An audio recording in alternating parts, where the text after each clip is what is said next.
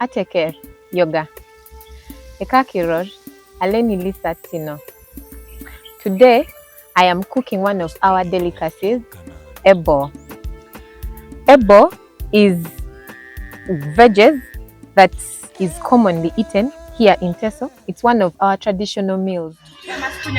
So, I am here in the Katakwi market and I wanted you guys to have the experience of how ebo is sold in Katakwi. Toto yoga.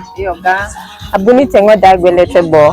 This is what we call abalang. When you're cooking ebo, you use abalang, and abalang usually softens the ebo and makes it get ready. Then, whenever you buy this ebo of 500 or whatsoever price that you buy, you are given a tigo.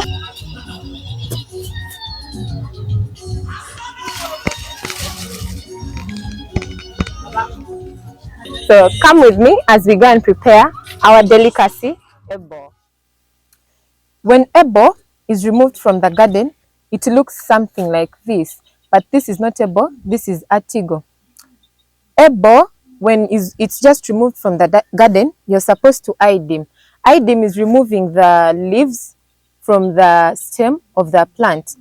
After removing the ebo from the stems, you put it under the sun to arinyor.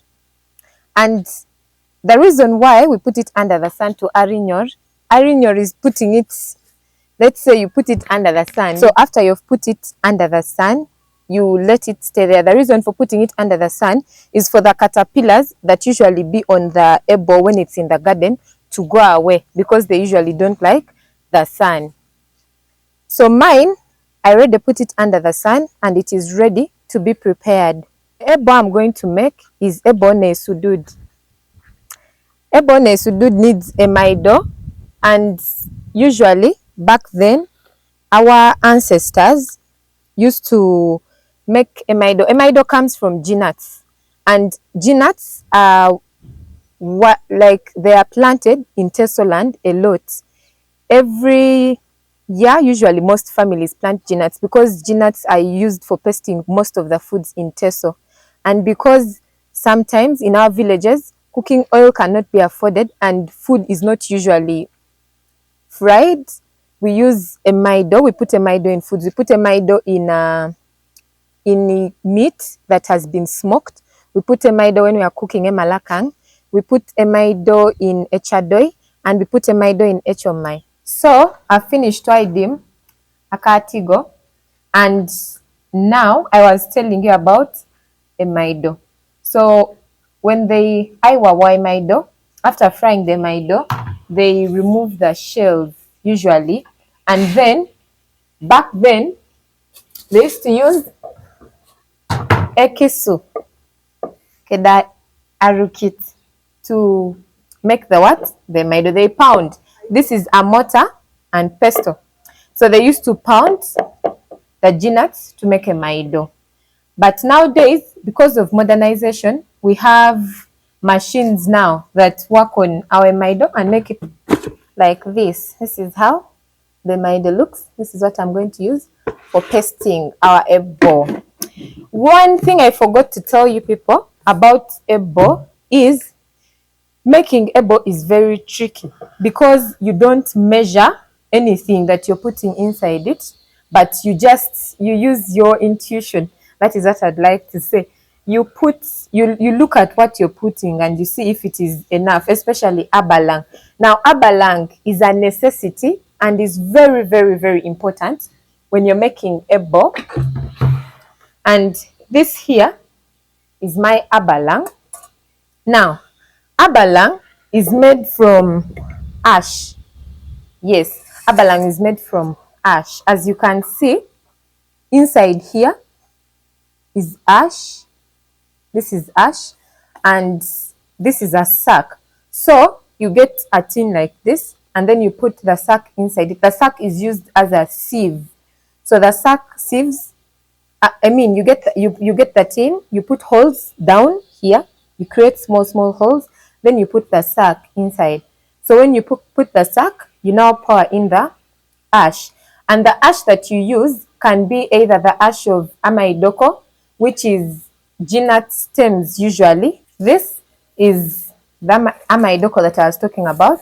These have just been freshly uprooted from the garden. These are ginat when you just uproot them from the garden. So what you do is to make the ash that you use, that to burn it to become ash, and then you make abalang out of it.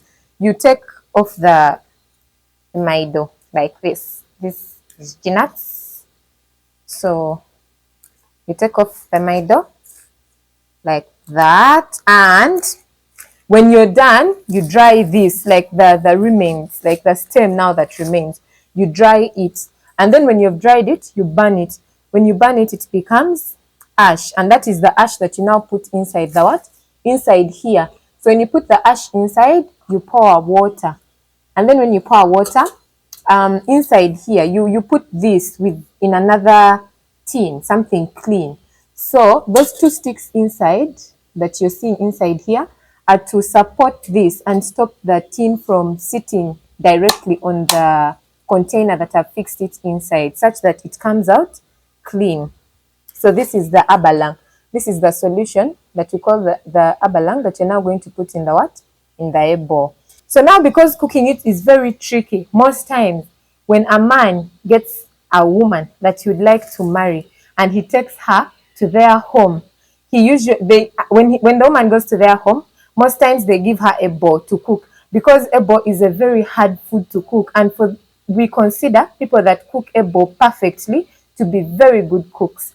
So when the woman cooks ebo very nicely and the ebo is very delicious, they usually tell the man that he has found a very good wife to marry. So with all that said, let's now cook. This is the saucepan I am going to be using for cooking. This saucepan in Ateso is called Okwenyainyam, which if I directly translate means wake up and eat. So this is the saucepan that I am going to use for cooking the ebo. So now my water has already boiled. So I'm going to put my okwenyainyam and then I pour water. So now that I am done pouring my water inside, I am going to add my abalang. This is the trickiest part of making ebo. I'm going to add my abalang.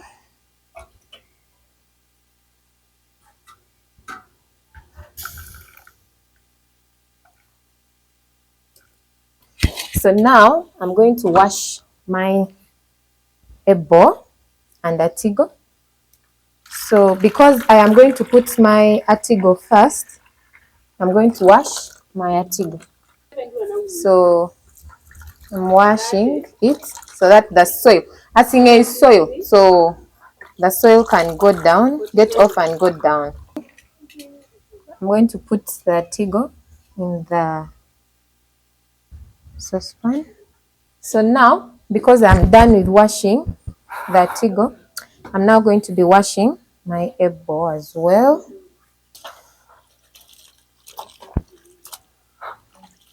So now that my atigo has boiled, I'm putting in my ebo.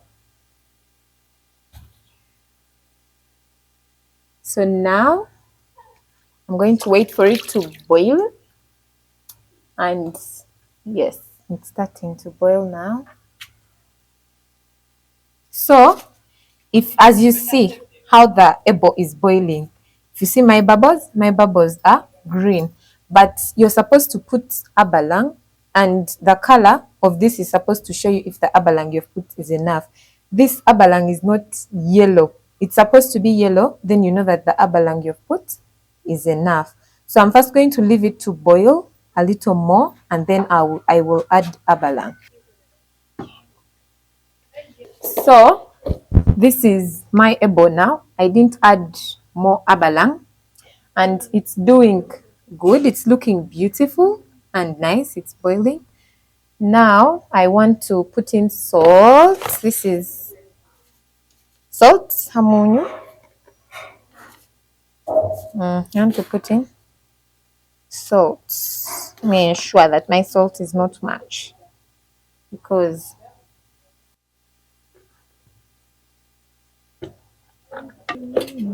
so now that I have added salt, I'm going to let it boil. a little bit more. Then I'm going to start the process of working on the paste. But as I work on the amaido that I'm going to put inside, I also want to make, because I'm going to make ebo keda tap, I want to start working on my tamarind that I'm going to put in my tap. So as I said, I want to be working on my ingredients for a tap. Now this is called apedur. In English it's tamarind, but in Atesol we call it apedur.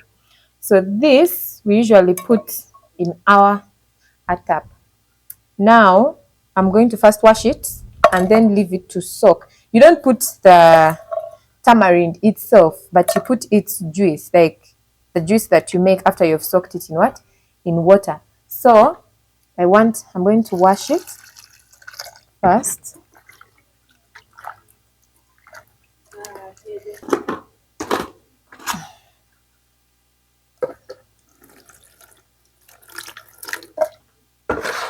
So now that I'm done washing it, I'm going to soak it.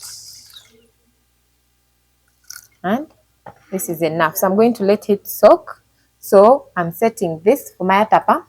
And then now, this is the saucepan I'm going to use for adding all my tapa. So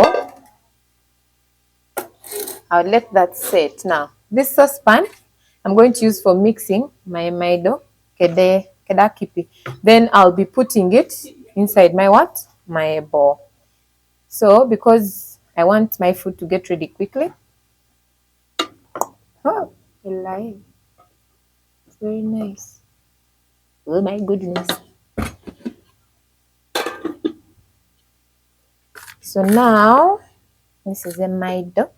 I am mixing it like this because when you leave it for a long time and you've not been mixing it well, the oil settles up and it goes down and becomes hard. So I want it to stay like this. I want to keep that consistency.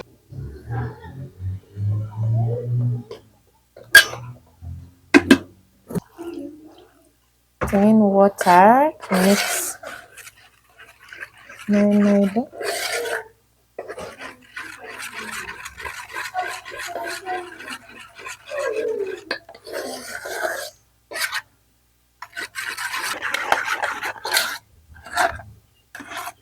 I'm putting the maido in it.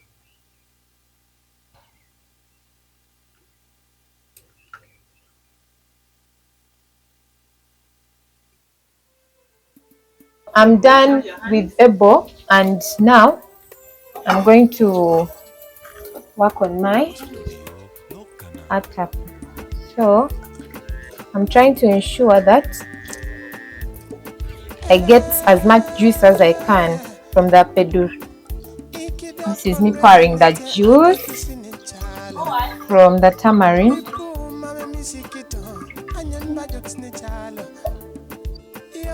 So after that, I add my hot water.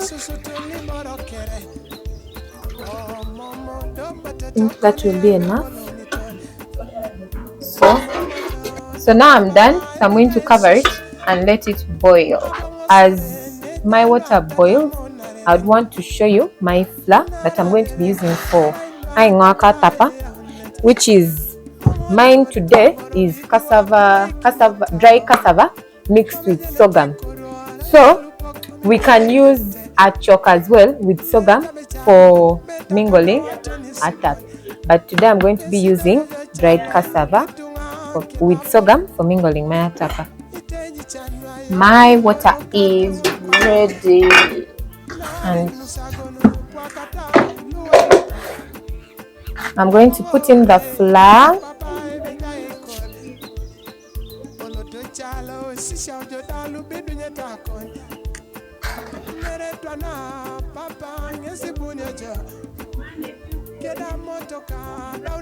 So now you really mingle. See, my water is ready.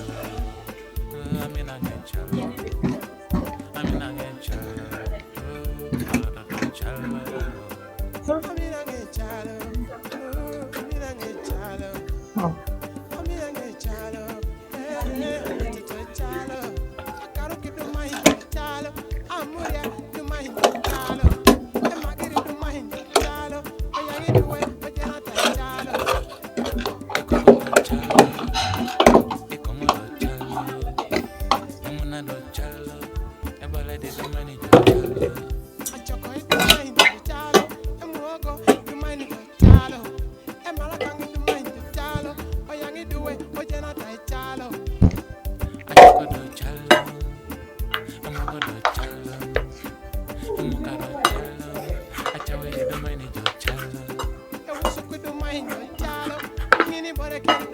So this is my tapa, and this is how it's looking. So now let me serve food before to eat. And when you're done mingling, this is hard. So for it to become soft and be washed off, you pour in akipi. So I'm done cooking, and now I'm serving food for my visitors to eat.